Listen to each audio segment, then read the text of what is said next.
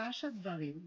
Parfois, nous imaginons que si l'Éternel veut nous parler, ce sera forcément dans les grands événements, un miracle, une réponse spectaculaire, une porte qui s'ouvre soudainement, ou un bouleversement qui va changer notre vie. Et pourtant, la Torah nous révèle un tout autre chemin. Elle nous conduit dans le désert. Un lieu où le silence remplace le bruit, où les distractions disparaissent, où il ne reste rien sur quoi s'appuyer, sinon sur Dieu. Ce n'est sans doute pas un hasard si la Torah a été donnée dans le désert. Car c'est souvent lorsque tout se tait autour de nous que sa voix devient audible. Et chacun de nous connaît à un jour son propre désert. Ces saisons où on avance sans comprendre, les réponses semblent tarder, où l'on prie sans voir de changement, où l'on se demande parfois, le cœur serré, Maître du monde, où es-tu? Qu'attends-tu?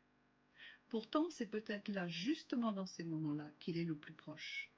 Même si nous ne le voyons pas, il est à l'œuvre. Il façonne notre cœur, fortifie notre foi, prépare notre âme à ce qui vient. Ce qui nous paraît pour un temps être un temps de silence est souvent un temps de transformation.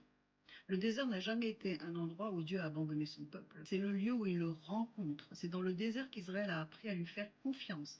C'est dans le désert qu'il a reçu la Torah et c'est dans le désert qu'il est devenu un peuple. Alors si aujourd'hui vous traversez votre propre désert, ne pensez pas que Dieu vous a oublié. Non, pas du tout. Le désert n'est peut-être pas la fin de votre histoire, c'est peut-être là le lieu où Dieu est en train d'écrire le plus beau chapitre de votre vie.